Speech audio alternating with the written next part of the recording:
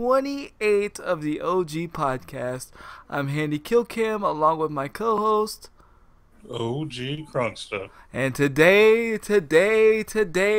is the anticipated episode that everybody's been waiting for me to talk about. It is E3.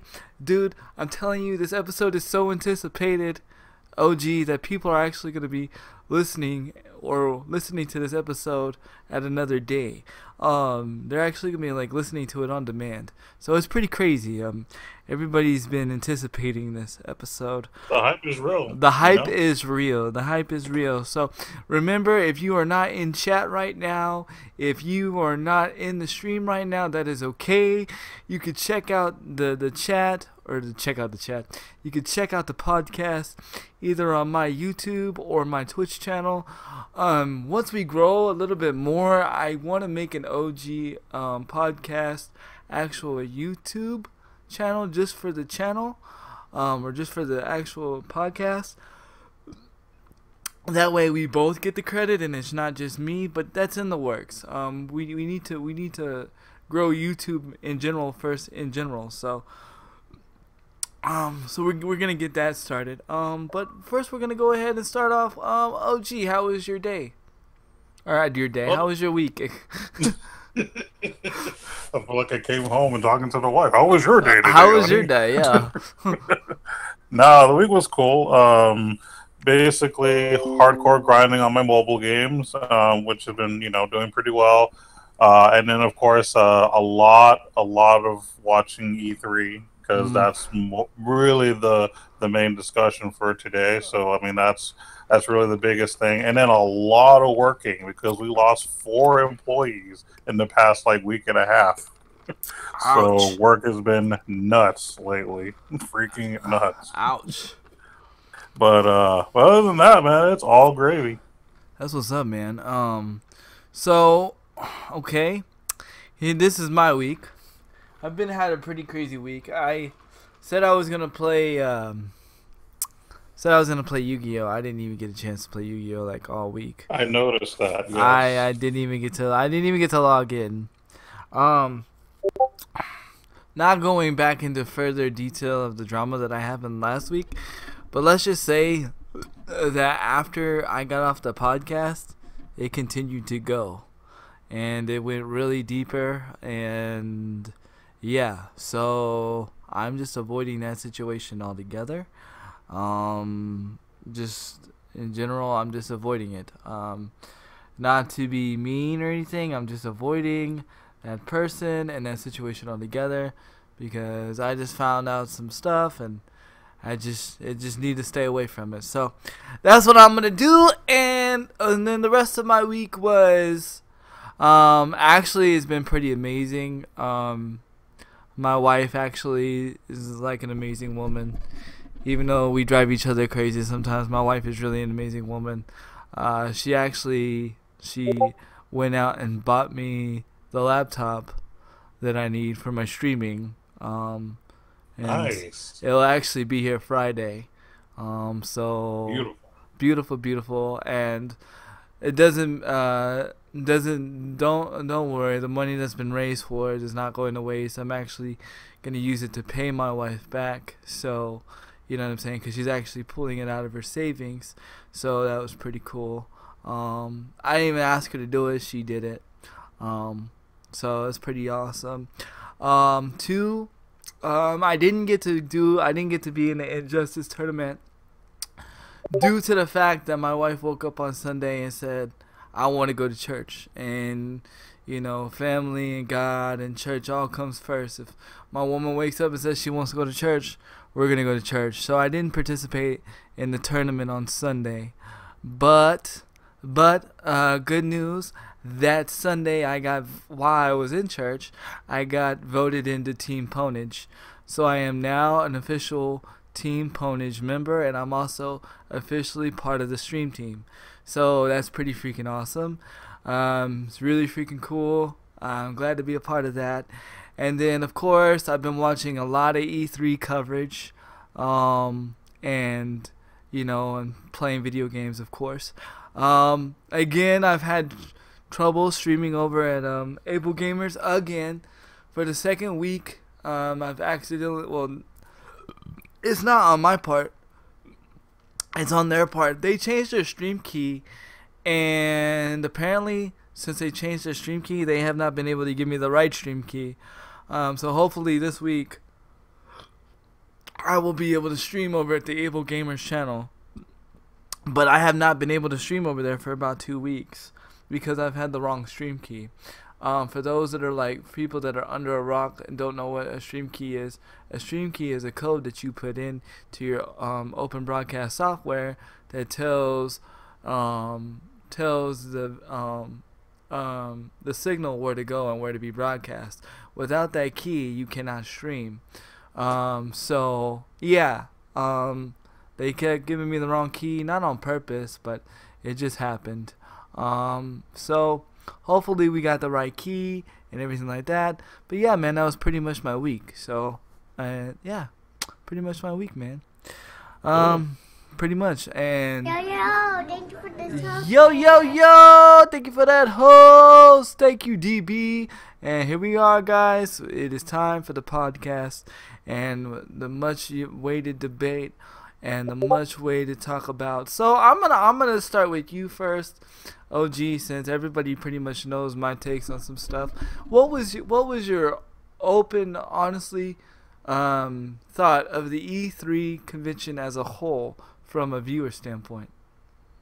I actually liked it. I actually thought it was legit. I had low expectations going in. Okay. Because, I really just thought, it was just going to be kind of played out and just stupid and generic. But they actually kind of went all out. It felt like being at an actual convention and lots of good shows. They talked about a lot of interesting stuff, which I wasn't expecting. I actually thought it was legit. Now, not everybody came out strong. However, overall, I was impressed. Okay. So, since you say not everybody came out strong, who was the weakest person you feel that was on the floor? I would have to go with Nintendo, unfortunately. Okay. Not saying that everything that they did was bad. Like, I don't want to give everybody the wrong idea. I mean, they did actually highlight some games that I thought was kind of interesting. But overall, I mean, if we're just talking about just the console part of it and not the game companies in general, I would say, Nintendo was probably the least interesting. Although I could debate that with Microsoft, because in all reality, I wasn't that impressed with Microsoft either, because all it was just like a lot of nerd talk about having a bunch of teraflops of this and that, which I didn't care about. Right. So, in all honesty, now that I really think about it, I would actually have to change my mind and say Microsoft, because at least Nintendo actually talked about more of their games, and it wasn't a show about how smart you think you are with all of your numbers and showing off your expensive vehicle. But anyway, right, so, and that's gonna be part of my debate. I want to discuss this terafloppy machine, but I'm not gonna get into that right now, because if I get into that, I'm gonna get into a huge rant, and I don't want to do that right now. So who came the strongest? Well, I obviously know the answer to that question. But straight up Sony. You think Sony came the strongest? It's interesting. Well, of the consoles, Sony. However, as far as in general, I was kind of digging Ubisoft. I'm not gonna lie. Yeah, Ubisoft did kind of come a little. They went hard. I honestly love what they were doing. The games they were showing, like, that was strong. Yeah. So yeah, I'm gonna go with Ubisoft. It was a very emotional. Presentation, especially with I can't think of the game, but it has the monkey. That made me want to play that game. The gorilla. Apparently that game was out for GameCube. I've never played that game before, ever. Huh. Yeah, it was interesting. That That kind of went underneath our radar, because we play GameCube. But so you feel that Ubisoft went the hardest? Yeah. Okay, that's interesting. I guess I'll share my. Well, I didn't watch Nintendo, so I can't say Nintendo went the weakest. So I can't really say, I can't really say much about Nintendo. You're gonna have to enlighten us on Nintendo a little bit later. But I'm gonna have to say, in my opinion, as far as presentation wise, okay, I feel like PlayStation went the weakest. I feel, Really? yes, because, and I'm gonna explain it real quick. When the head guy of PlayStation, which is the CEO, he came out, you heard the lack of confidence in his voice, and I, as a presentation, I feel that to be kind of sucky, because here's the god honest truth. PlayStation had more games that I intentionally wanted to try more than Xbox, even though they didn't sit there and they talked and they had, and they broke down the game a little bit. There were games on the PlayStation side that I'm like, ooh, I want to try that game. Like, I want to try Spider-Man. Spider-Man looked amazing. It looked fantastic. Yeah, It- I'm not really a big Spider-Man fan in general, but the game looked legit. Yeah, it looks beautiful. It's probably like one of the most beautiful Marvel games or that I've ever seen. So, and like I wanted to try out there was that Shadow game, and then like probably every game that was on that list I wanted to try just because it looked amazing. And now the one game that I will be buying off that list for sure is going to be God of War.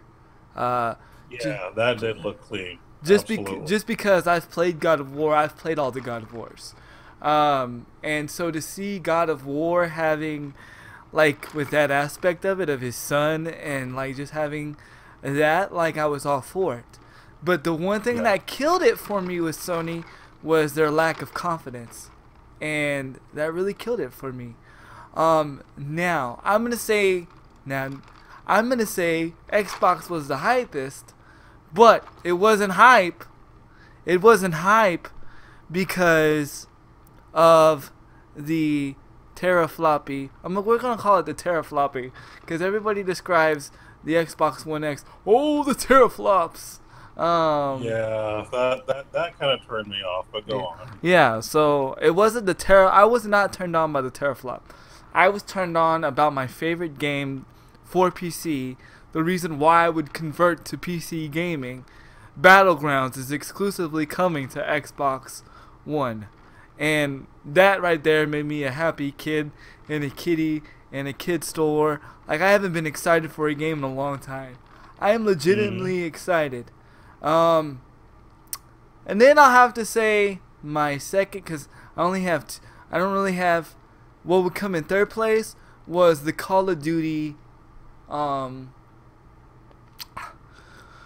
the Call of Duty presentation as a whole was just weak and lame, and I feel that as this game's supposed to be the messiah of Call of Duty, I feel like they could have went harder. Did you watch any Call of Duty stuff at all? I mean, I looked at it, but I've never really been into Call of Duty, so I mean, it's really hard for me to get hype about something I was never really that into to begin with. So I mean, I'm kind of indifferent about that. I mean, don't get me wrong, there were other games that I don't play that I've gotten more hype about, but they're games that I actually liked in general.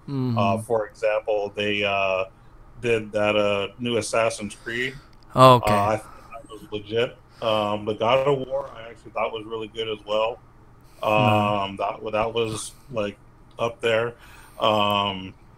So yeah, there were some good stuff, but as far as Call of Duty, since I'm not a huge, and maybe I'm just not that much into shooters anymore, maybe that's what it is, but it just didn't do it for me. Yeah, it's understandable. It actually, the way they did the presentation, both presentations, there was two presentations. There was one on that they did on E3, well, they were both at E3, but there was one that they did on Twitch and YouTube, and then the other one they had another presentation while Nintendo was having their presentation, but it was on Facebook Live, which was very disappointing. Weird. It was very Yeah. weird.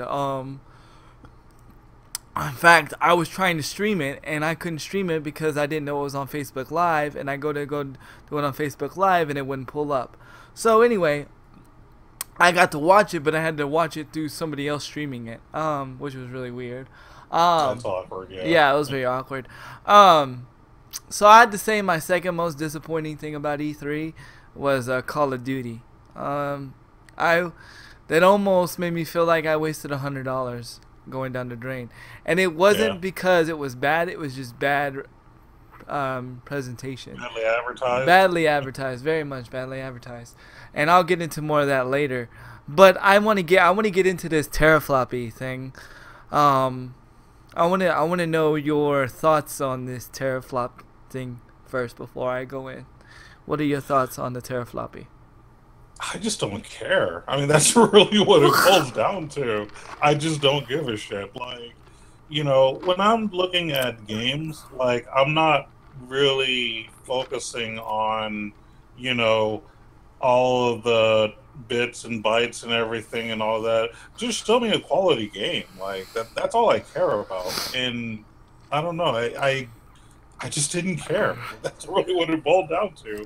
Xbox One X, this is what we're going to do. And I'm just like, okay, but I don't know. I didn't do it for me at all. I just wasn't impressed. Yes, the Xbox One X is now going to be known as terafloppy. It is not the One X no longer. It's terafloppy. So hashtag terafloppy. Let's get that trending on Twitter. Definitely. And I'm gonna bring down some points, because here was the debate that started in my chat room. Because I honestly said I am not getting an Xbox One X. There's no need for it. They specifically said that all it is an upgraded Xbox One. And what the person was trying to argue with me about, and I wish he was here at the moment, was that it's kind of like the 360 and the Xbox One era, but it's not, because you're not. He's here? Where is he? He's not here. I don't see him. He's not. Now I'm talking about Mosquito. No, you should have seen the debate between me and Mosquito. No, that's DB. Me and DB, we're kind of on the same level. But me and Mosquito, like, our debate got pretty intense. Like, people thought we were fighting, but we weren't fighting. We were just having having a healthy debate. We were having a healthy debate. So, okay. So here's my thing. He was thinking that, eventually everybody's gonna have to switch over to the Xbox One X, but that's not necessarily the case, because it's still the same technology. It's just like if I was to get my laptop right now and I'd put in a better graphics card, yes, it'll run my graphics better, but it's not necessarily needed. It's not like with the Xbox 360 and the Xbox One X, or the Xbox 360 and the Xbox One games. They made two separate games. There's not going to be two separate games.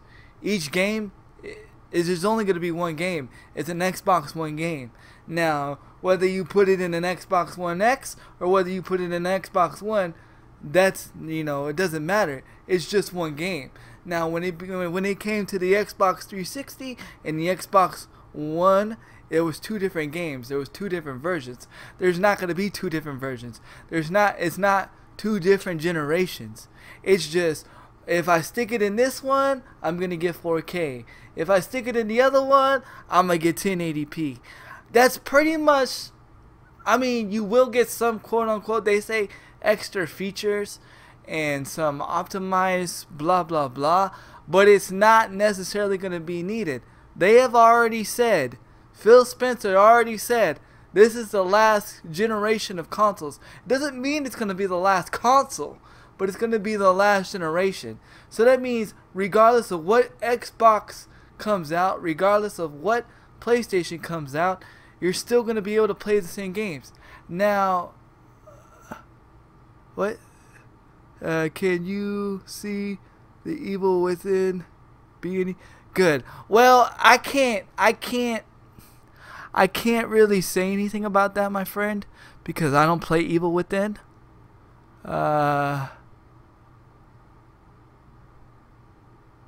It has an interesting concept, but because I know, as I believe he's talking about, they made a second one. I think is what Yeah. they're Mhm. advertising. Mhm. Which I'll say looks interesting, but Mm. I could do it now. But yeah, I mean, the whole thing was they were really Microsoft was just advertising how much they can abuse 4K technology. That's And, really what the gist of the yeah, conversation. and you know, and here's my thing, and I'm not done. And Of course not. DB said, well, would you rather stream from a laptop or a good PC? Well, that's that. I mean, that hypothetically, if we're really gonna go hypothetically on it, man. If I really wanted to stream from a good PC, I wouldn't have went and bought this. I wouldn't have went and bought this laptop. But see, I only use the laptop for its processing power, and I use an Elgato HD60. So I stream basically from the console. So I just spent, a good amount on a laptop that will be here Friday. That's an i7 now. But this is what I'm saying. I had to do that. I had to upgrade to keep my stream from crashing. See what I'm saying? I had to upgrade. I don't have to upgrade my Xbox. That's what I'm getting. Where Xbox One dropped the ball, they should have been like, to play Battlegrounds, the new Battlegrounds, you must need an Xbox One X. You would have sold me. I would have went and got an Xbox One X. I would have got rid of my Xbox One and got my thing. Now, I'm not upset about their marketing.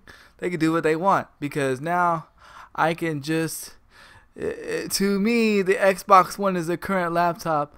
1K being decent PC. Okay, and I understand that. But my thing is, if your Xbox One is running fine and it's gonna play the same games, then go ahead and get it. But what I'm saying is, $499 just to upgrade your graphics card is crazy. Now, I'm not saying you could do that in a PC, and you're going to do that in a PC, because we all know Grandpa spent a good hefty amount of money upgrading his graphics card, but he got more out of he's getting more out of his PC than just doing Xbox. You know what I'm saying? He's able to do a lot more, so that makes more sense. Now, before I get off track, here's the reason why I'm skeptical about terafloppy. Because it is all new technology that nobody's dealt with. Yes, they've put it together, whatnot, but they have not, it's not been tested out in the real world. So you have all this intercooling, liquid intercooling. Mind you, let me say,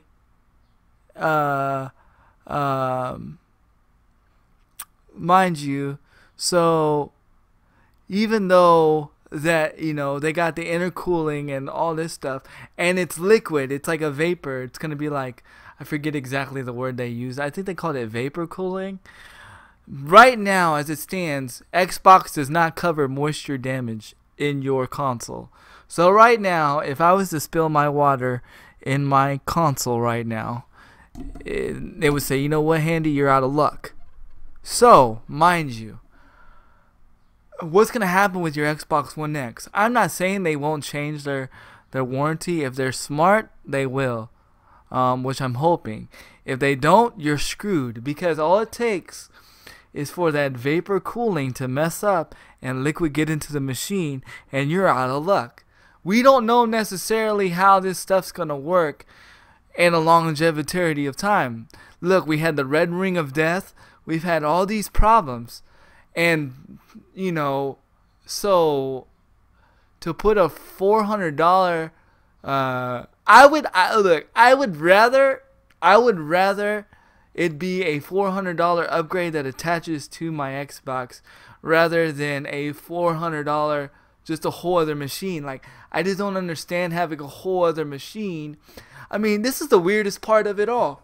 And I'm gonna share this with you too, OG. Do you know that the Xbox One X and the Xbox One share the same plugs? Meaning, they even say, hey, if you already got an Xbox One S, don't worry about using the plug for the Xbox One. No, if you already got an Xbox One S, don't worry about using a plug for the Xbox One X. You can use the same plug. That right there bothers me. Because I understand that, you know, it is what it is. But how are you going to tell me something that takes more power and uses more power, uses the same plug as the Xbox that you're upgrading from? That makes no sense to me. And I'm not saying... To be honest, that's not really a far-fetched idea. I mean, this is kind of a different comparison, but same, thing. A lot of the older Sony and Nintendo systems use a lot of the same plugs too. Super and N64, PlayStation, and PS2 to some degree. A lot of them kind of share some of the same wiring too. So I don't know if it's that big of a difference. I'm gonna quit interrupting now. He said, right, and everything we still on current day are not forcing you to upgrade. Yeah, and that's why I'm saying. But see, Xbox 360 made you upgrade. You had to upgrade because you couldn't, like, even now you can't put every Xbox 360 game into the Xbox One. There's two separate games. And then Diesel asked, do you think console gaming is gonna eventually die out in the future? No, I actually think I think actually computers are gonna become consoles. And what do you? Honestly, PCs have always been consoles, so to speak, in general. I mean, people have been playing games on PC for a long time. I mean, right. PC gaming and console gaming are always going to be a thing. Now, of course, there are always going to be people out there who prefer one or the other, but one's not going to die out. I mean, there's competitive games on both sides. All kinds of third-party companies make games for both sides. They're not going anywhere. Yeah, I don't think consoles is going anywhere. I just feel like computers are going to become more into boxes. As you see it, a lot of custom builders now are just like making little smaller boxes, and I feel like eventually, I feel like computers gonna, like, I know there's the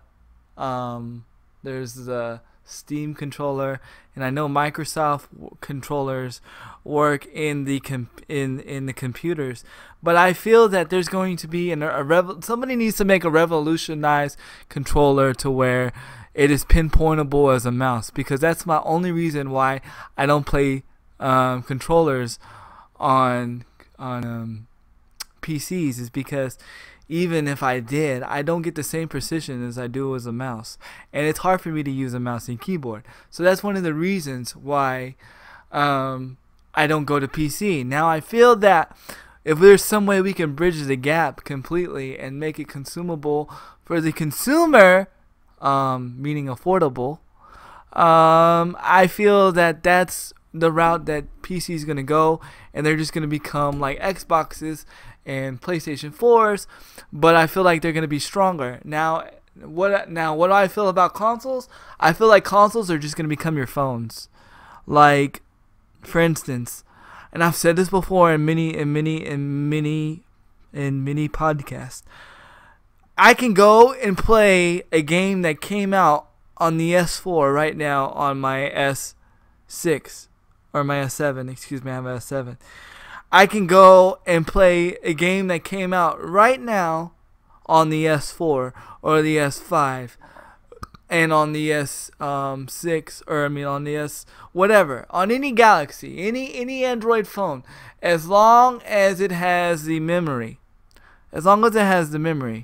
So, and that's how I feel that consoles are going to be. It doesn't matter. Yeah, if I freaking download, if I have an S8 and I play Yu-Gi-Oh, whatever the game that I play, it's gonna look better on the S8. It's gonna play better.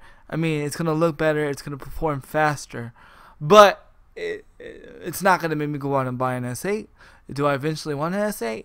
Sure. I'm gonna wait until it drops down lower on price. But there's no like, oh my God, I gotta hurry up and buy this S8 for me to play my mobile games because because my mobile games are obsolete. So that's where I feel like gives her Samsung Galaxy Fuel a dirty look. Why? But you can play certain games on it still, though, right? I've never even heard of the Samsung Fuel, actually. That's really weird. But I'm talking about like the Galaxy series. It doesn't matter. You can still play majority of the games in the Play Store. Just a lot of times it takes up memory. Now this is where I feel like maybe necessarily might be the problem for Xbox One and Xbox One S because of the memory issue. So I don't know. I just don't see the whole hype of going out and spending $499 on a whole console. I'd rather it be like an upgrade. Like here, spend $250 and we'll put in a chip in your Xbox, or we'll put in a better graphics card in your Xbox. But to buy the whole same exact system twice. It's the same exact system, the same exact interface. Everything's the same. The only thing that's different is the processor. And that's just crazy. And I know it's cheap. It's cheap. It's a cheap 4K gaming device.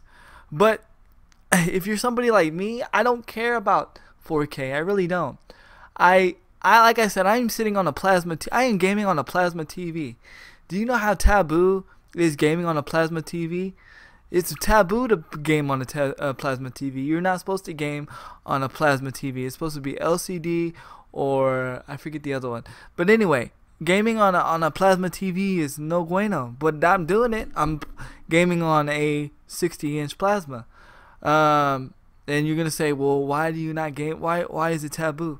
Because actually, plasma TVs, they burn the image is in your TV.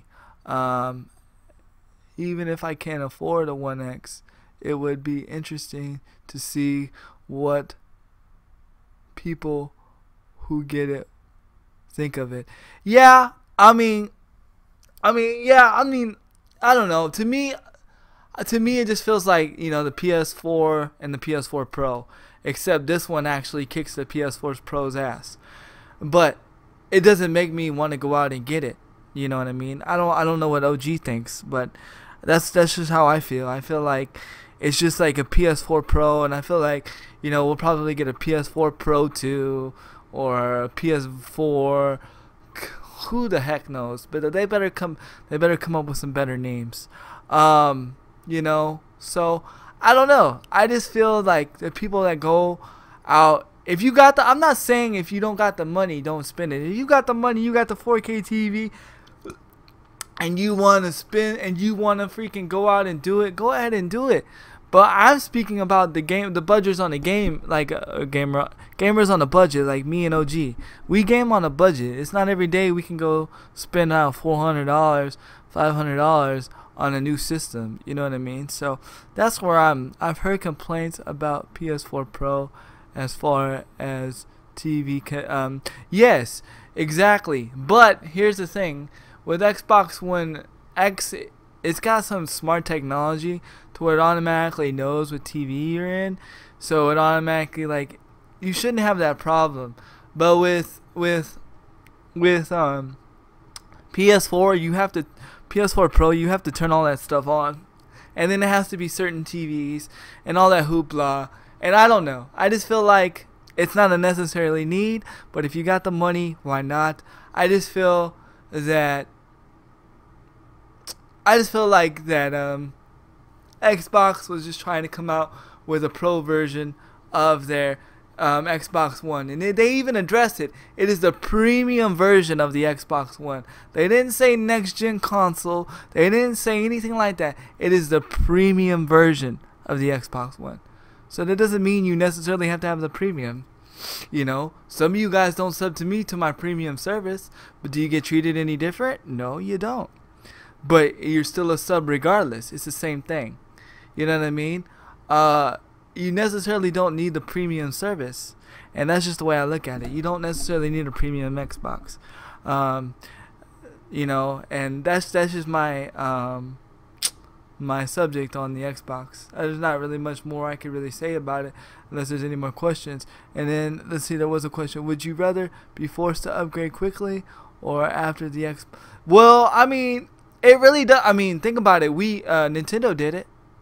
Nintendo did it. I mean, Nintendo, they pretty much stopped making the Wii U and said, you know what, you gotta go to the Switch. I mean, if that's what they want to do, that's what they want to do, but they didn't do that. They said this was a high premium Xbox One. So, I don't know. I just don't see me upgrading soon, and I just feel like if you are gaming under a budget, that you don't be forced to go do it, man. Spend it somewhere else. And let me see if any OG, do you have anything you would like to discuss before I go into my next topic? Well, more or less, I guess I'll give you a little bit of Nintendo info since you didn't really watch that one. Nintendo, again, wasn't the most exciting, but, you know, it wasn't, like, horrible either. The presentation was but some of the games that they hyped up were games that any hardcore fan of a certain series would like. For example, anyone that likes Fire Emblem was excited about the new Fire Emblem game. They were talking about how you can play, one of those Elder Scroll games on the Switch now. And then you could also... They actually talked about a few games you could put on the Switch, which was kind of okay. Something that I kind of like personally, and I actually saw it on the Ubisoft premiere before I saw it on the Nintendo one, because I watched the Ubisoft one first. But one game that I didn't think that I would care for that really, really got me excited was the Mario Rabbids game. Really? That really caught you? Really thought that was interesting? Yes, and here's why. So, yeah, you know, the Mario franchise has done some really crazy things lately, but I've kind of learned what their approach is, and it is kind of interesting. They're going more for the comedic thing these days, you know. It's basically been doing this ever since, like, Mario RPG, then they did the whole, Thousand Year Door and other Paper Mario type stuff. What's up, Doofy? What's up, man? Go ahead, sorry. They basically, like, did RPG franchises for Mario's and made them interesting, and that's what they did with this game. Because you're thinking it's silly, Rabbids and Mario, who cares? But here's what's interesting about it. One, is funny. So if you like games like Thousand Year Door and you like that kind of comedy, you're gonna get the same kind of comedy. Secondly, it's kind of a strategy RPG, which the Mario series has actually never done before. Yeah, it kind of reminded me of Final Fantasy Chronicles just a little bit. Well, it's more like Final Fantasy Tactics, not really Chronicles. That's what I meant. My bad. Tactics. Oh, okay. But yeah, I mean, Mario has never done. They've done regular RPGs, but never a tactical RPG. So I thought that was actually interesting, you know, for them to kind of branch out that way. So I was kind of hyped about that. I actually really liked that. That caught my attention. Doofy made this comment about, he said 2017 and we were getting a new sandbox Mario game. We are so blessed. LOL. But go ahead. Go ahead. But that's the thing about what you have to do with Nintendo is you just have to accept the fact that you're not going to see a lot of new games. You're going to see rehashes of their old titles that are still popular. Like, I think one of the biggest things that they talked about, too, I think was, like, Metroid, which is something that apparently the whole world wanted for a very, very, very long time. Yes. And now they have it, and they can rejoice. So, you know, like I said, Nintendo didn't do horrible. It just wasn't my favorite. But, I mean, they had some good stuff. And so, you know, and all of it was just a lot of the launch titles and then games going to the Switch. So, let me ask you this question. Did it make you want to buy a Switch? Well, no. Okay. And it's not necessarily because I don't care for the games or anything like that. It's more because I am the kind of person nowadays that I'm going to really focus. Hello? We lost you. just ran systems. I've switched Yeah. from being more of a Nintendo guy to a Sony guy. Yeah. So that's kind of what that's become. That's cool. That's cool. Go ahead and continue talking real quick, just for like a few seconds. I gotta go pee really quick. So give me 1 second, guys. I'll be right back. Well, while he's relieving himself, as he might call it. But yeah, Nintendo was decent in some of their gaming titles, so be hyped for that. Ubisoft went hard too in some of their games as well. Like I said, the Mario was the first one, and then what else did they do?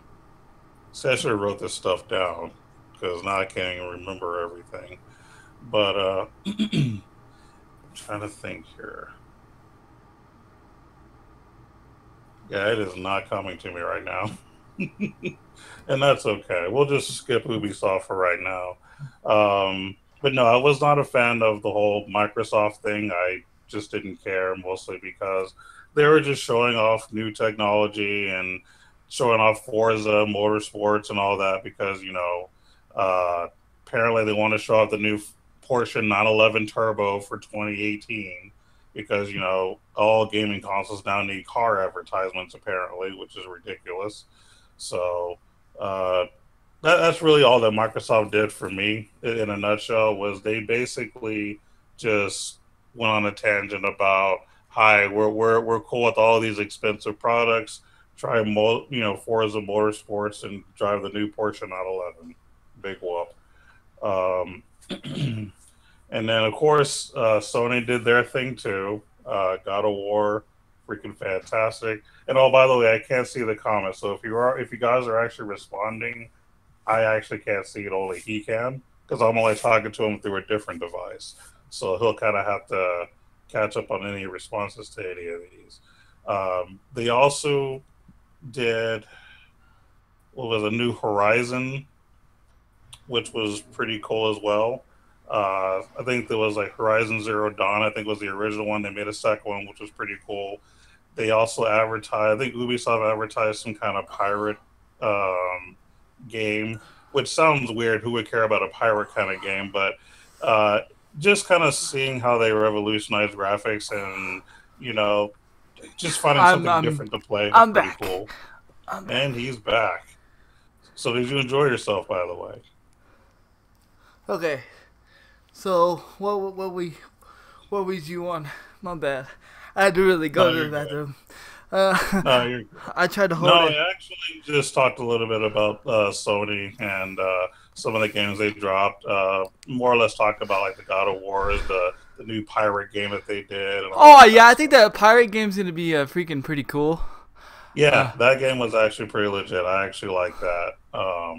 That was the thing. Oh, and then another thing I wanted to bring up that they did during I forgot which one it was. They did the new Star Wars Battlefront or whatever. Yeah, that looked...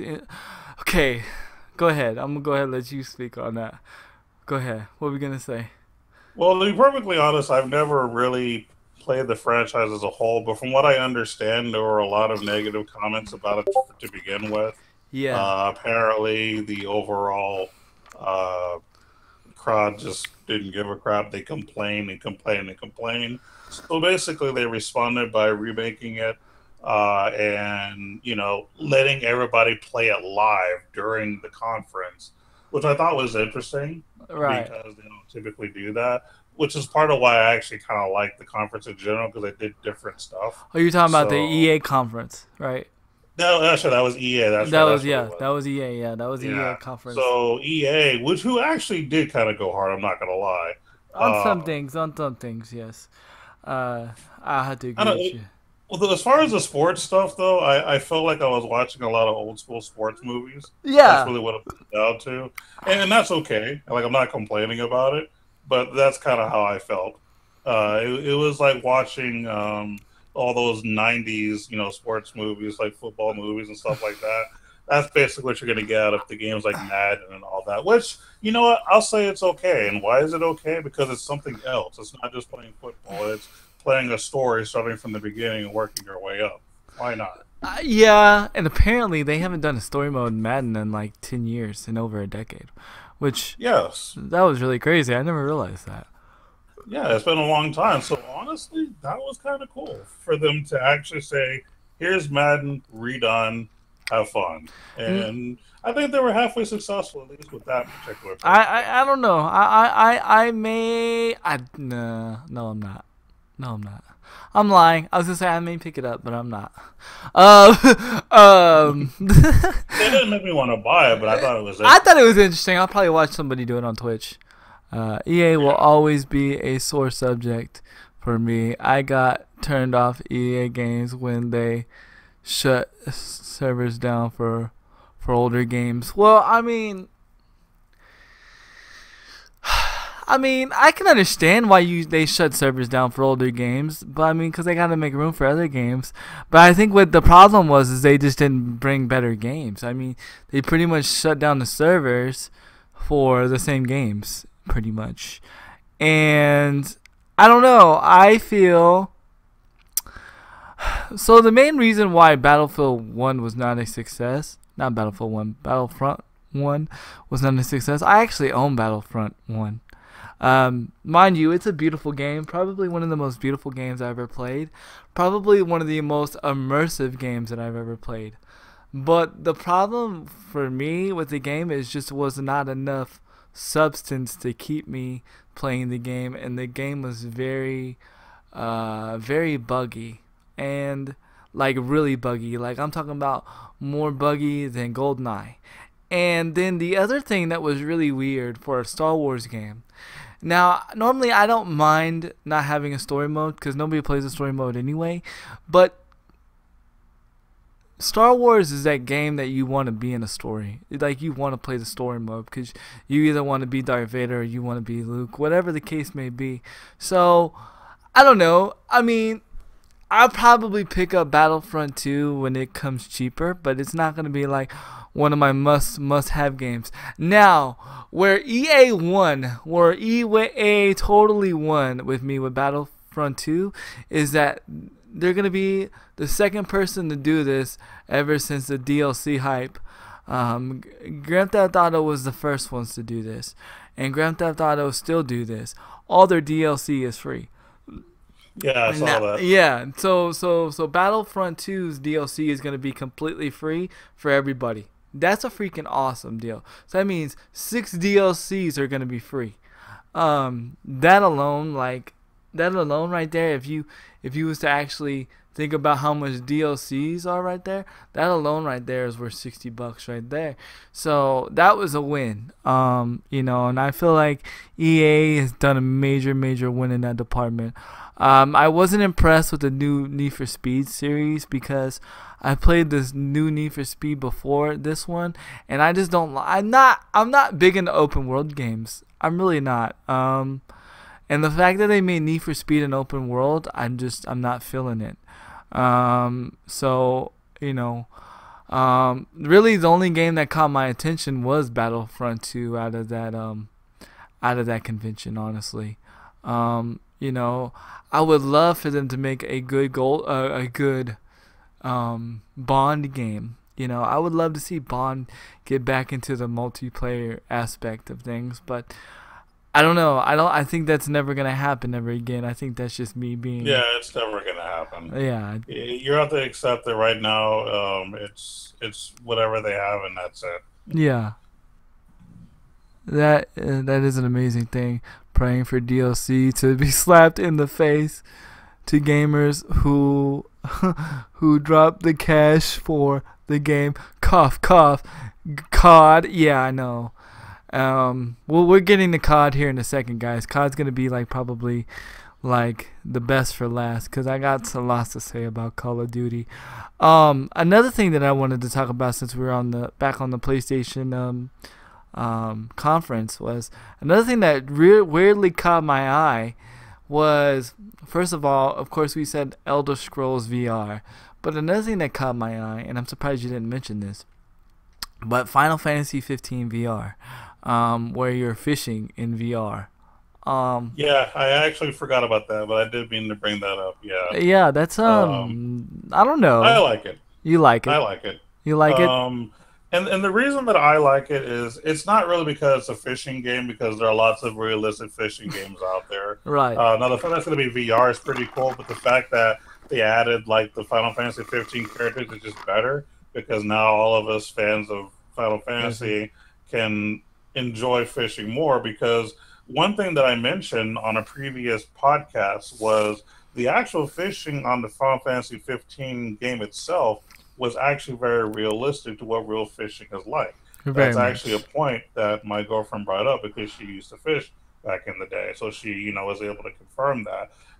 Basically, the resistance and how you're actually supposed to reel Real at in. certain times or tug at Hmm. others. So it was very realistic. So the fact that they actually did a VR version of it was pretty legit. So yeah, I absolutely liked it. And am I going to get it? Probably not, because I'm not really into VR. However, I would still hype it for others to try it. I think it'll be Yeah, good. I think it's a good. I think it's cool.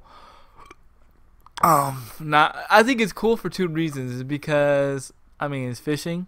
And believe it or not, a lot of people like fishing games, and it's a way to get fishing games or people into fishing that like fishing games into Final Fantasy. And two, you have VR. Of course, we already know my thoughts on VR. I won't, I won't be getting VR unless I absolutely have to because one, I don't know if my disability can handle it. With my equilibrium and all. But we'll see when the time comes for me to test it because I will be testing VR for when it comes standard. Um, I will be testing it with able gamers and stuff like that. So when it becomes standard, which it probably won't become standard until like I'm like 40 or 50 or something. Who knows? Um, who really knows? Another thing that caught my attention too, see. I don't understand. I thought every time I hear the game Monster Hunter, I think of that one card game we used to play. You remember that card game? Monster Rancher. Oh, is it Monster Rancher? Yeah, like Oh, Monster Hunter is the game that they advertise, but you're thinking every time you hear that, you're probably thinking Monster Rancher because they right. both have Monster in its name. Yeah. But apparently Monster Hunter was actually like a popular thing to begin with, and then when they released it, there was a lot of hype behind it. And Hmm. honestly, I thought it looked pretty cool. I'm Yeah, not gonna. yeah. I think every game that came out on the PlayStation floor looked amazing. And again, even though they're not like major games for me to play, um, Xbox is losing in the exclusive war. But the one exclusive game that I'm really gonna I want to play that's on Xbox is Battlegrounds. Like I'm legitimately buying Battlegrounds when it comes out late in 2017. I've already said if Call of Duty sucks, I'm playing nothing but Battlegrounds. Because I don't know. There's just something about. Do you know anything about Battlegrounds, OG? Nah, I've never really gotten into it Okay, before. I don't okay. know nothing about it. So it's fairly new and it's a PC game right now, but it's coming to console and it's only coming to console with Xbox. Battlegrounds is a game. What's up, Mosquito? We already had the Xbox conversation. You missed it. But we can, if you have any questions or you have any comments, feel free to speak. But here's the thing. It's 86 people. I think it's like 86 or 90. All drop in at one time, right? And nobody starts off with no weapons or anything like this. It's like a big, huge open world. It's not like a map. It's like an open world. There's planes, or no, there's not planes. There's boats, there's cars, everything. And basically, the whole object of the game is you have to survive and be the number one survivor out of everybody. And you can shoot, do whatever you need to do to kill each other. And it's pretty intense and pretty freaking tactical. You have to find all your weapons. You have to find all your attachments. You have to find everything. And, it's a pretty freaking awesome game, man. I strongly suggest you check it out, like on a stream one day. And I honestly think this is going to be the game that if Call of Duty doesn't step up this year and do well this year, I feel like this is gonna be the competitive game that takes over Call of Duty. Because speaking of competitive games, I don't know if you saw, but they really hyped up Quake as far as tournaments are concerned. Yeah, because Quake is making a major comeback. Huge comeback. A huge comeback. If it would come back on console, I'd be totally for it. I think right now it's only on PC, correct?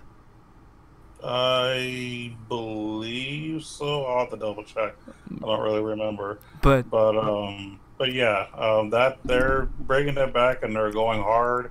I like that. I like the fact that they're making older games competitive again, bringing it back. Because the story behind it was, I believe it was the very first esports game. I think from the way that they were mentioning it. Yeah, it was the first one to really make esports what it was, kind of. Right. And then it was Unreal Tournament, I believe, and then it was Call of Duty. Unreal Tournament. Yeah. And then it was Call of Duty. I believe, I could be wrong, but I think that's where the pattern goes. But yeah, I'm excited. I'm excited for Quake, just for the esports community. Even though I don't play Quake, I haven't played Quake in years. I'm excited for the esports community, and this is where I'm a little worried about Call of Duty, because I don't know how this Call of Duty is gonna do well in the esports community. Mainly, and I know it's gonna. Again, this is just opinionated. Please don't beat me up, man. This is just opinion. This is just my opinion, man. I'm not a competitive player. But for those that that don't know, Call of Duty is making some major changes. One of the major changes that they're making, they're getting rid of all their so basically, the way they had their system is you could create a class and put all these attachments on the gun. Well, you had a total of 10 slots. However you use those 10 slots was up to you. So you can get a gun, 5 attachments, and and 2 perks or whatever, 3 perks. And your perks would be blast shield, dead silence, which dead silence mutes the footsteps and all these things, right? And well, what they decided to do was, after 10 years, they decided to get rid of the way you do create a class. Doesn't mean that let me specify. Doesn't mean creative class is gone. Creative class is still there, but it's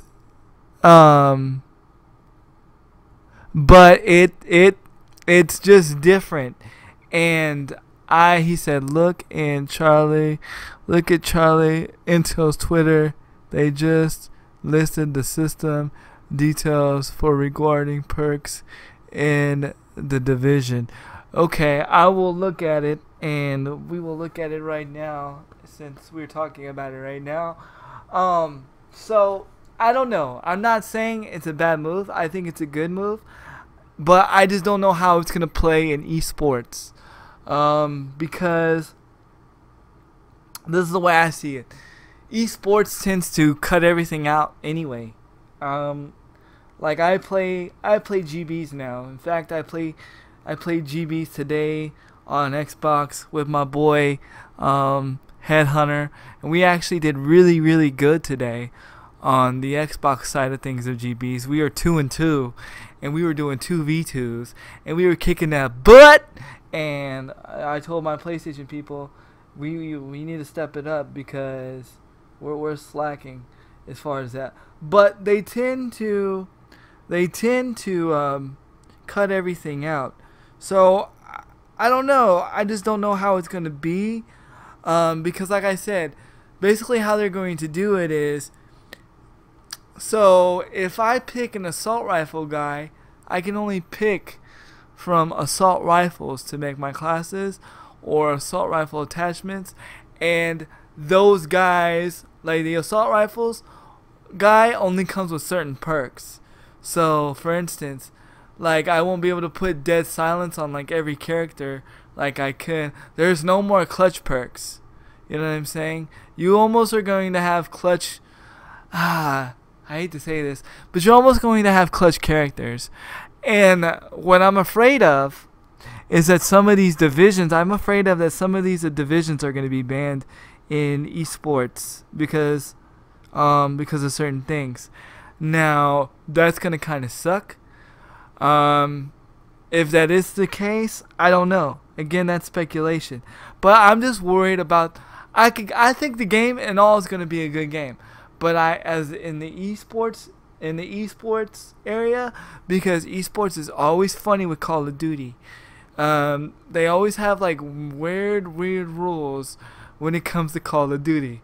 So I don't know how it's going to do in the esports thing. And the thing about it is esports is what's keeping Call of Duty alive.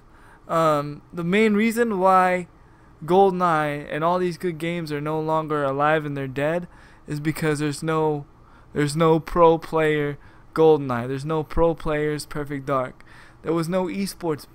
There was no esports back in the day. I guarantee you, if there was esports teams back in the day with the older multiplayer games, I believe some of these games would still be around. I don't know, because you think about it, Call of Duty lasted for 10 years. Call of Duty is lasting over 10 years. And why is that? Because it's not necessarily because the game is like 100% great. It's a good addictive game, but at the same time, it's because the money that's in it, the hype that's in it, the competition that is in it. If esports wasn't in Call of Duty, I guarantee you, I promise you, today Call of Duty wouldn't even be where it's at today.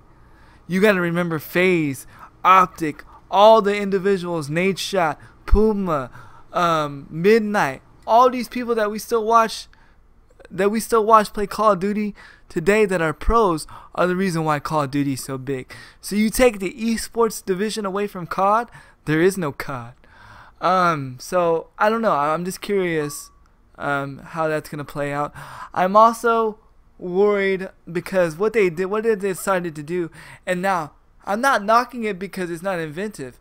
I think it's one of the coolest things they could have ever done to a game. But pretty much what they did is, you know how like normally how like you're waiting for in a lobby for the game to start, OG, and it's just necessarily your name. Well, now what they have decided to do is like make this like big old like social ground. So like when you're waiting in a lobby, you can like walk around, you can do things, you can like do target practice, you can do like a quick 1v1 in a pit, and you could be in a lobby with like 64 people, I believe. And now my problem with that is we're already having problems with people getting in a lobby and sitting in a lobby and getting a game with just a name. With just a name in a lobby, let alone like an actual physical 3D character or 3D environment. So my problem with that is, if you haven't got that fixed, why are we going into the 3D dimension? Why are we even trying to do that right now? You know, why not get the simple shit fixed before trying to do that? I don't know. So that's my take. I'm trying to find this tweet real quick. For some reason I can't find it. Go ahead and send it to me. They're on my Twitter, but I don't understand why they're not coming up. I think because, oh, here it is, Charlie Intel. Got it.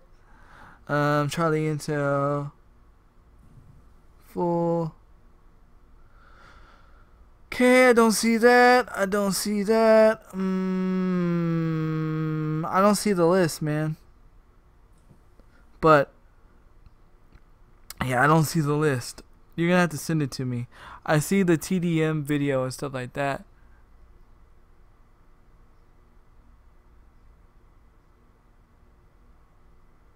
Yeah, like I think it's a cool idea. Don't get me wrong. I think it's a cool idea that they got the idea to where we're doing something while we're waiting for the match to start. I think it's great because guess who does that? Overwatch does that. But at the same time, Overwatch doesn't have problems. Doesn't have problems starting up a game. We don't have to reset our game every 5 games. Now, I know it's a different game, different company, but we've been having this problem for Call of Duty since... I've been having that problem since Modern Warfare 2. They are key and all of the Call of Duty developers work, giving them info. Yeah, I totally agree. DMG the link, Candy. Alright, cool, man, because I looked on it and all I saw was the video. Alright, so we're going to read this link out loud. We're going to read this out loud because I'm curious to know what the perks are exactly. Because...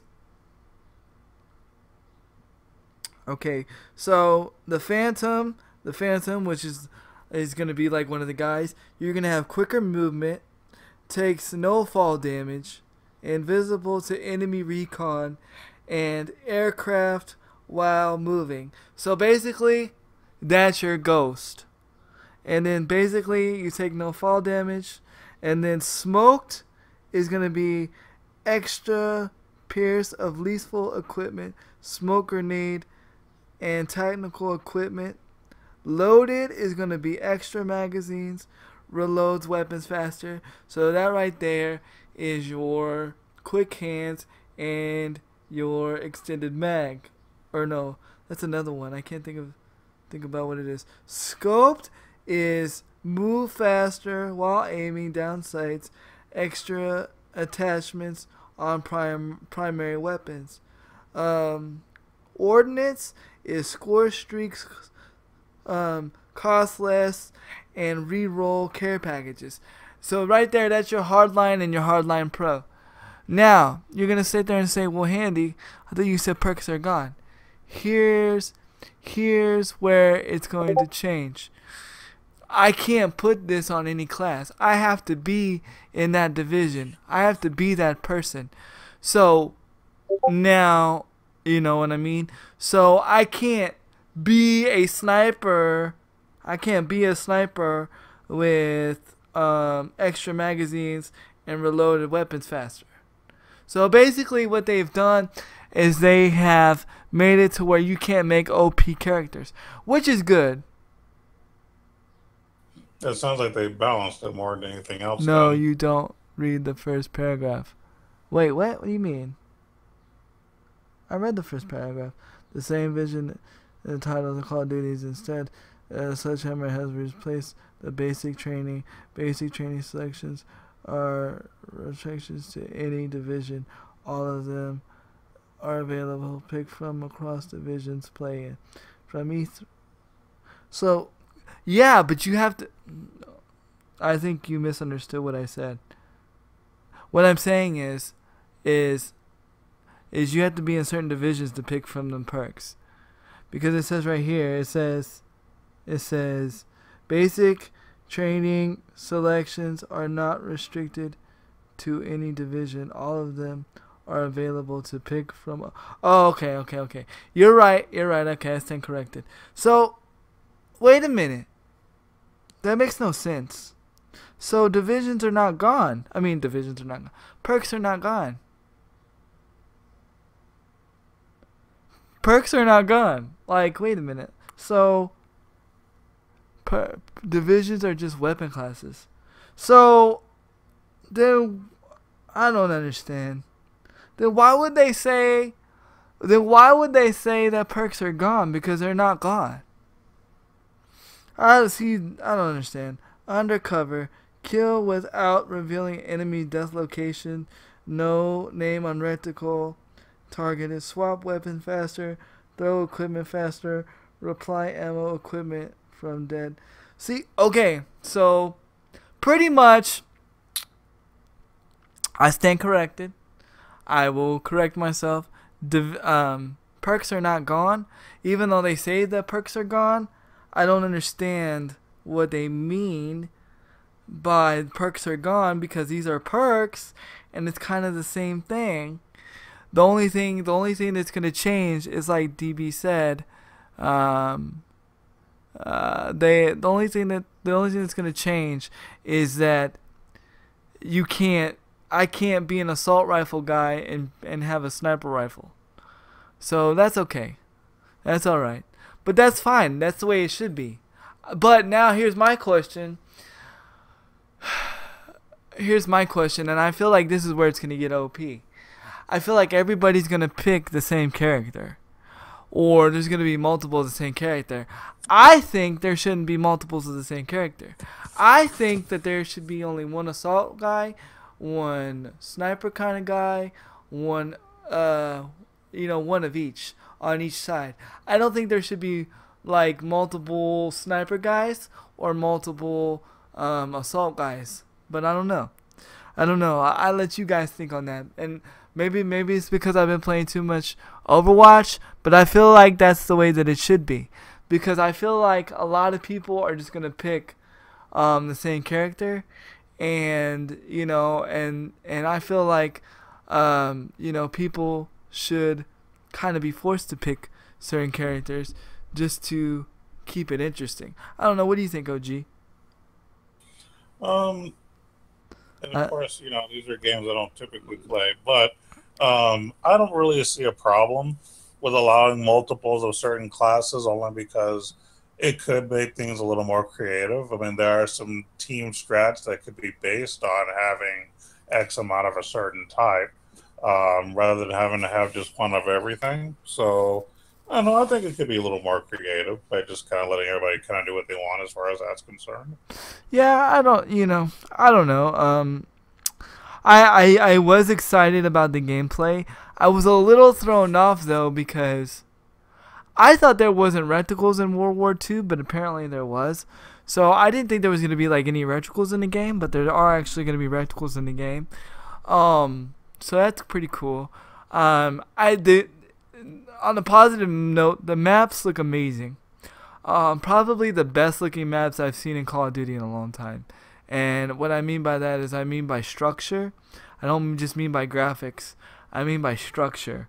You know what I mean? But again, guys, these are all speculations.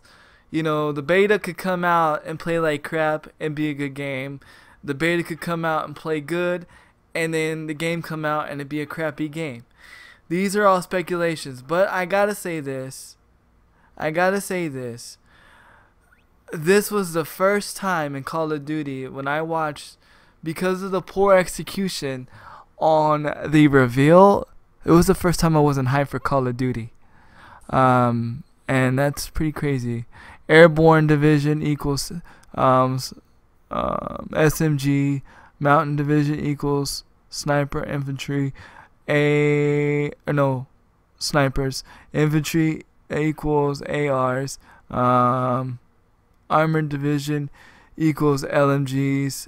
Division. LMGs. And then the last one equals shotguns.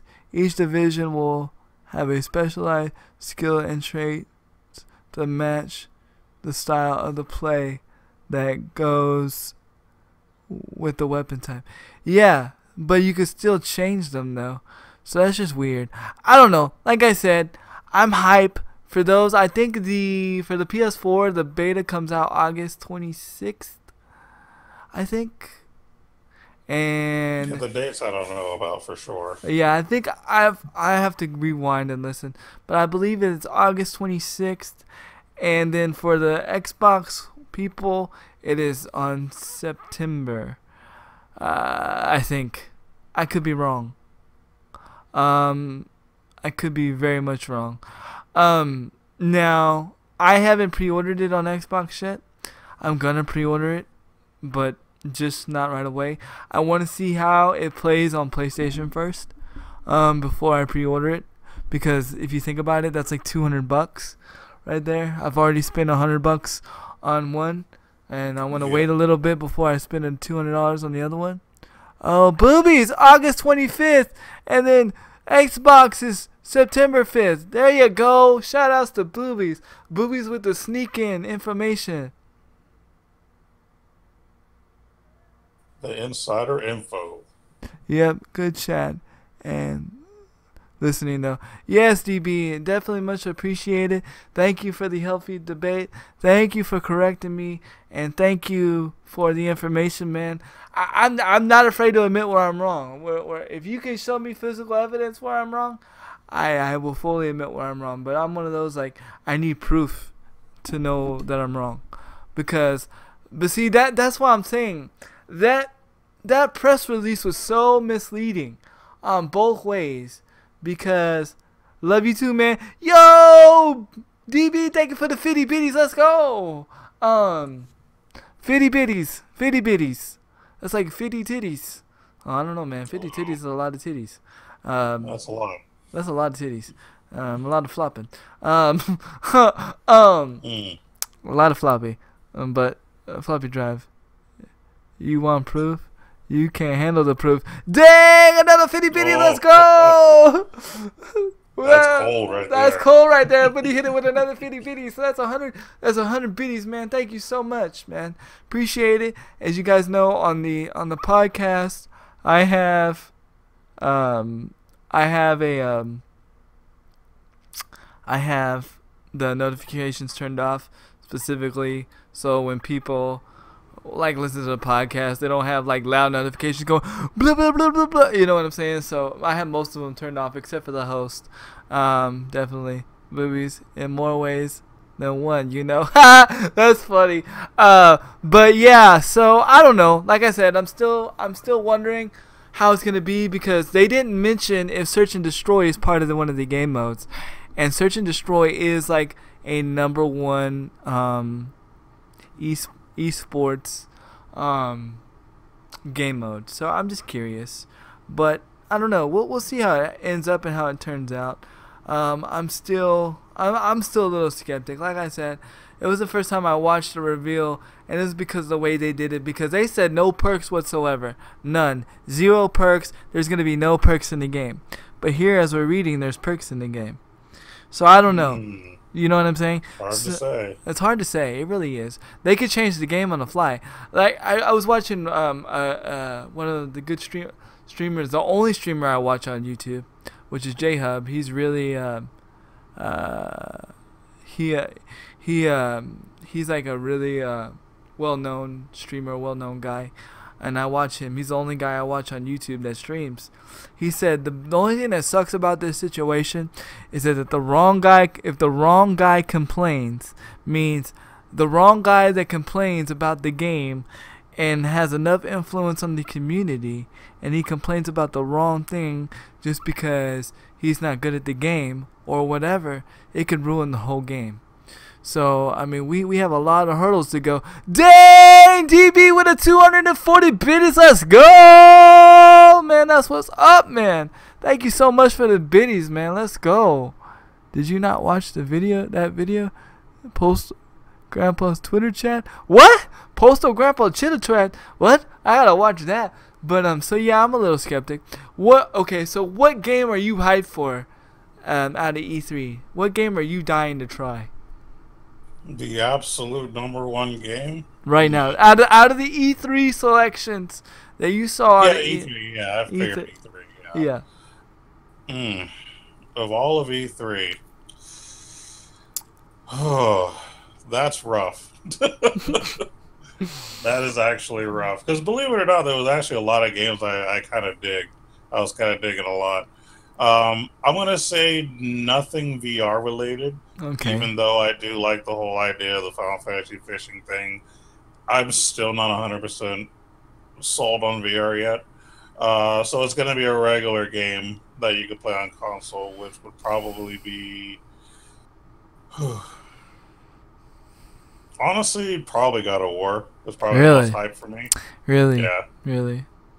yeah. Yeah, yeah. Even though I talked about in liking that whole Mario thing, which I do kind of like too, but yeah, I'm thinking God of War is But you probably the won't. most But you interesting. won't be able to play Mario. Yeah, Mario. absolutely not. Which is why, wait, we'll be able to play which one? Oh, Mario, yeah. Yeah, you And won't be able to play I'm not Mario. going to. So Yeah, yeah, it would have to be God of War anyway. yeah.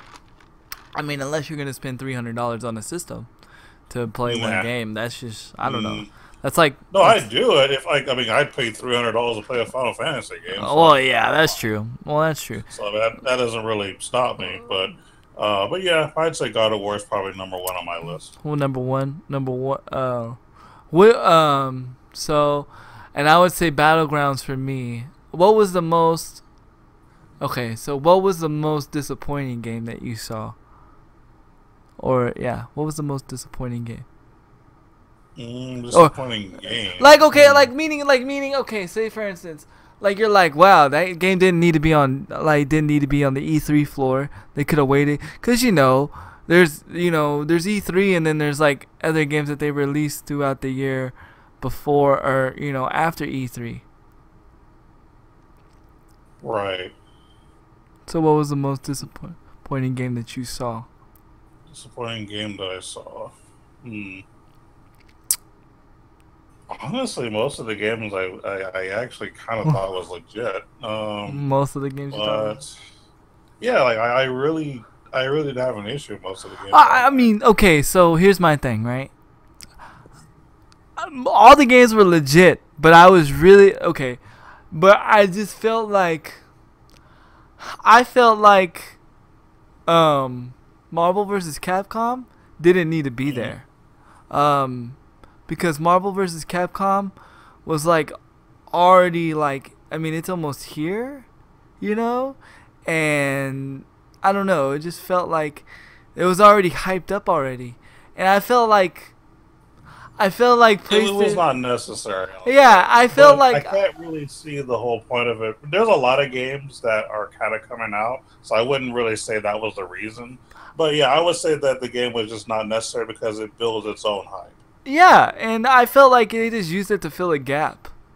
Like, Yeah, we need to put a game here, so let's put Marvel vs. Capcom. There, although I don't know if you've downloaded it yet, but the story mode demo is free right now. On yeah, I haven't done that yet, but I mean, it does look interesting. I haven't done it yet either. Also to let you know, Final Fantasy 14 is now free right now on PlayStation. Um, One of my friends told Oh me. wow, they're really trying to get people to play. Yeah, is Final I'm Fantasy probably not going to do it to be honest, is but it's is still 14 interesting.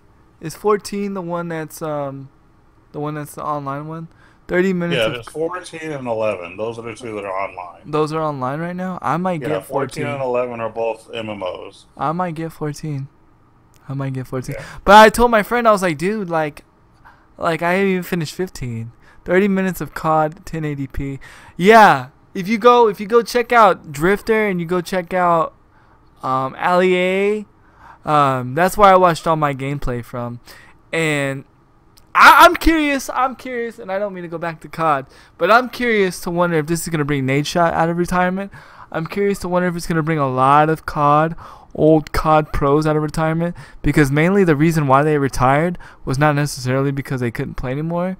They retired because how crappy Call of Duty was becoming. So I'm curious to see if anybody comes out of retirement. I will be doing GBs on the new COD. So I want to do it on both. I don't know necessarily if I'm gonna do it on stream though. It's kind of boring to stream because there's always a 13 to 15 to 20 minute wait between games, and so pretty much in those times we're absolutely doing nothing but chatting. But if the chat is not chatting, then there's not really much to chat about, and then the people that are watching are getting bored because I'm Right. chatting with the person that I'm teamed up with and not them, but the people are not chatting. So I don't know if I'm necessarily going to stream it, but I will be doing it, GBs. I will be streaming a lot of Call of Duty, though. Me and DB are thinking about doing a 24-hour stream when Call of Duty is released. I don't know. We really haven't talked about it, but we're thinking about it. I don't know, DB. I may still do it. It just all depends, man. Like, that's like too far in advance for me to really commit to, because it doesn't. Here, and oh my God, and I forgot to mention this point before we close. They are releasing the Xbox One X November 5th, and Call of Duty releases November 3rd. What the flying flip? That's just crazy. Yep. That's crazy, man. Like, Oh, yeah. but again, Call of Duty is not an Xbox exclusive anymore. It is a PlayStation. It's cross-platform. It's cross-platform, but PlayStation 4 has the immediate rights, so we get everything first, which is stupid. But That's kind of the whole thing with Android and iPhone. But yeah. yeah. And the one thing I'm gonna, before we bounce out, I'm gonna ask you this one question. Yeah. Because you've been kind of on the fence. What did you think of Destiny 2?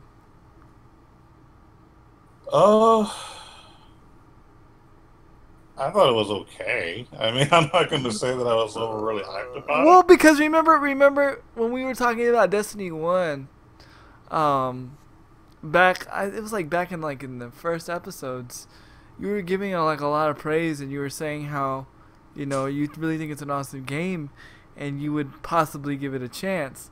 So I didn't know if Destiny 2 possibly pushed you over the edge, possibly. Not really. I mean, it's good. I'll say that it's definitely, worth a try for those who played the original. I mean, I want to say that it's definitely hype for the hardcore players.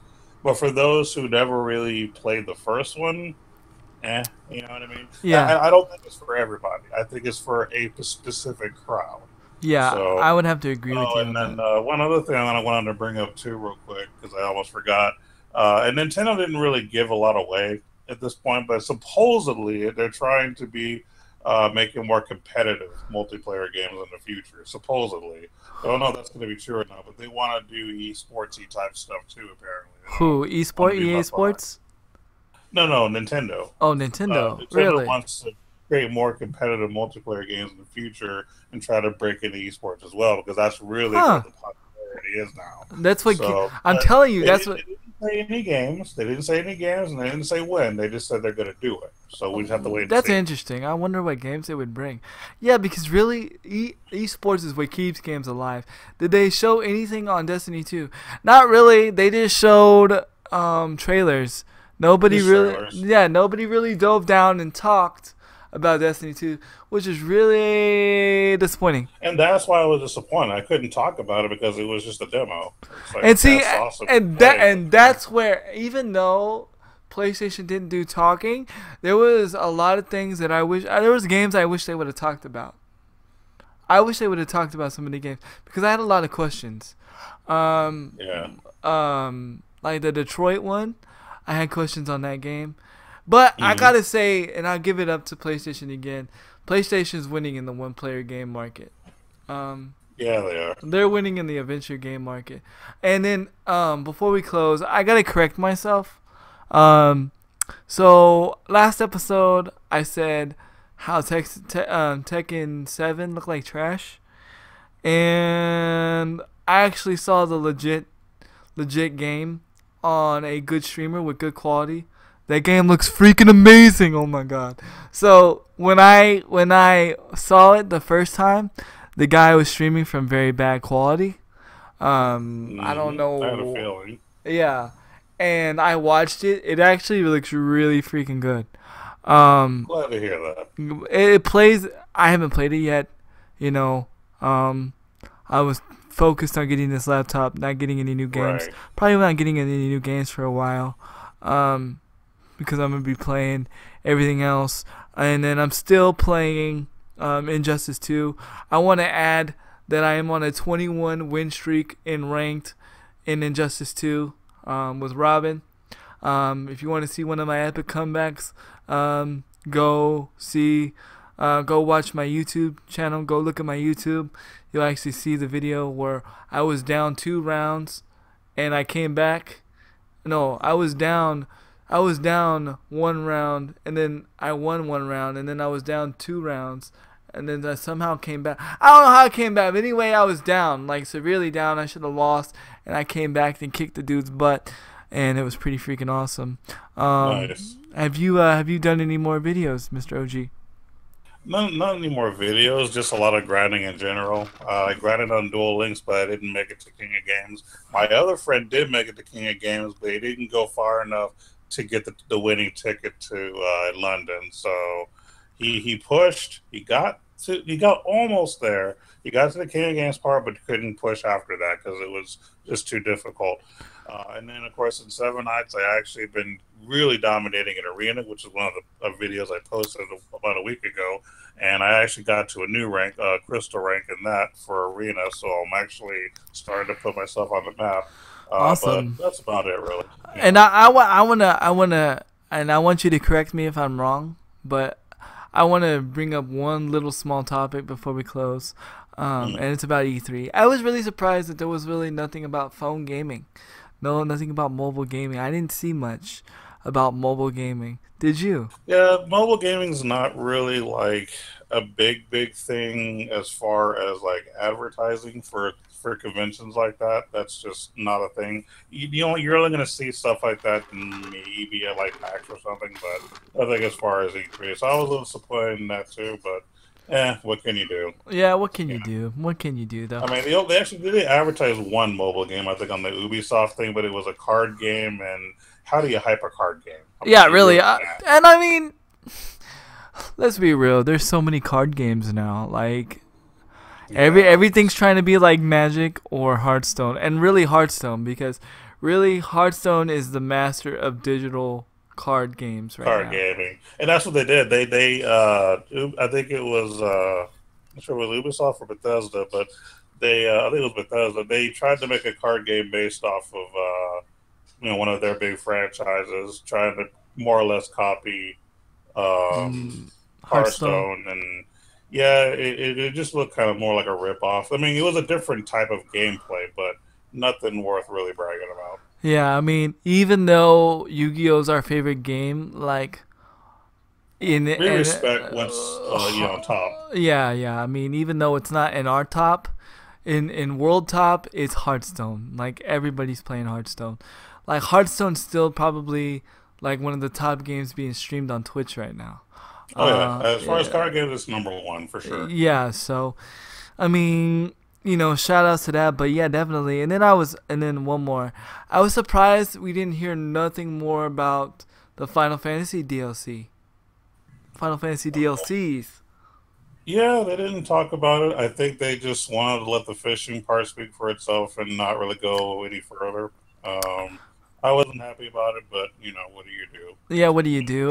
But the one thing I want to reiterate to people is the reason why PlayStation didn't go hard is because PlayStation is bringing back their own conference, which is called the PlayStation Experience.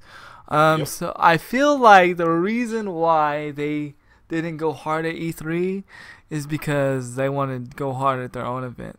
Yeah, they were just holding back the whole time. Yeah, I really think that's the reason why.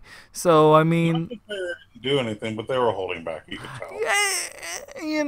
Yeah, they really were. And they were more like, we'll let the game speak for themselves. Oh, what do you know? There's another invite to Friday the 13th that I'm never going to play. Anyways, I feel like that they are, just like, we're going to do our own thing. And, they let the game speak for themselves. But I just wish they would have talked about the games more. But other than that, subject, I think we can go ahead and close right now. Yeah, that's what I was gonna say. On that note, I think we're gonna end it. So I'm gonna go ahead and let OG take us out, man. Go ahead. Well, thanks again for watching this wonderful new edition of the podcast talking about E3, and of course, for those who didn't catch it, you can catch it, later on at your leisure. Twitch is a thing, YouTube's a thing, so have fun with that. We appreciate you watching. And you guys take it easy. Take it easy. Hold on. Really? I just put new batteries in this mouse and you don't want to work? Oh my Jesus. Don't want to work. Don't. Oh, I think it wants to work. I just can't find the arrow. There we go. All right.